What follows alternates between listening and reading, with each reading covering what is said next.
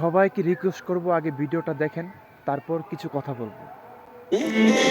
খুন্তি দিয়ে পুরান খুন্তি খুন্তি পড়া। আচ্ছা, তোমাকে যখন আমার শেষ করছে চুলগুলা চুলগুলো,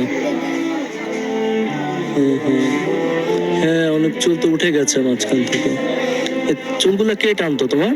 মেরামে ম্যাডামে। তোমাকে কি দুজনেই মারতো? হ্যাঁ, বুয়ারাও মারতো। ওরাও মারতো। তোমার কাজ কি ছিল? কাজ ছিল বাবু দেখা, আবার আমার ঘর দর গুছায় মুছায়, থালাটি দোয়ায়, কুটা বসা করে। আচ্ছা, তোমাকে মারতো কি কারণে? আমি তো কোনো ক্ষতি করতাম না, কিছু করতাম না, এমনি মারতো। প্রতিদিনই মারতো না? আচ্ছা, মারার পর তোমার যখন এই কষ্ট হতো, তুমি যখন কান্নাকাটি করতা, তখন তখন তারা কি করতো? বাংলাদেশের এয়ারলাইন্সের, বিমান এয়ারলাইন্সের এত বড় প্রভাবশালীর একটা ব্যক্তি, ওনার স্ত্রী তার বাবার থেকে মোহনাকে কেড়ে নিচ্ছে। বলছে তাকে ভালো জীবন দিবে, তাকে পড়াশোনা করাবে, তাকে ভালো জায়গায় বিয়ে দিয়ে দিবে। বিয়ের কথা বলে নিয়ে, ভালো পড়াশোনার কথা বলে, সুন্দর জীবন দিবে বলে তাকে নিয়ে দিনের পর দিন অত্যাচার করছে, খুন্তি দিয়ে হাত পুড়ে লাইছে। জীবনে কোনো ভিডিও দেখে আমার চোখের পানি আসে নাই।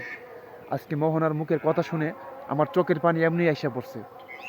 বিশ্বাস করেন ভাই, এই পৃথিবীতে না গরিবের কোনো বিচার নাই। আপনাকে আমাকে মারার পরে শত শত ভিডিও করা হবে, শত শত মানুষ কথা বলবে ভিডিওতে, কিন্তু বাস্তবতা হলো তার উল্টাটা।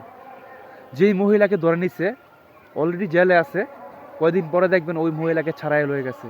কিন্তু মোহনার প্রত্যেকটা গায়ে যে এত বড় পুরার দাগ, মাংস উঠে গেছে, আপনারা দেখতেছেন হাতের দিকটা, তার চুল টাইন না ছিঁড়া ফালছে, দেখছেন তার অবস্থা, এই ছোট্ট একটা বাচ্চার অবস্থা। টাকা থাকলে মানুষ খুন করে আপনি বাঁচতে পারবেন, টাকা না থাকলে কাউকে থাপ্পড় দিয়ে বাঁচতে পারবেন না আপনি। এ হলো গরিব আর ধনীর পার্থক্য। একদিন সবারই বিচার হবে, কালকে কিয়ামতের দিন। আল্লাহর কাছে কে বড় লোক কে গরিব জাস্ট ডাজেন্ট ম্যাটার। ভিডিওটা শেয়ার দিবেন, ভালো থাকবেন। আসসালামু আলাইকুম। যে মোহনার গায়ে আঘাত করছে তার ফাঁসি চাই, এটা আমার কথা।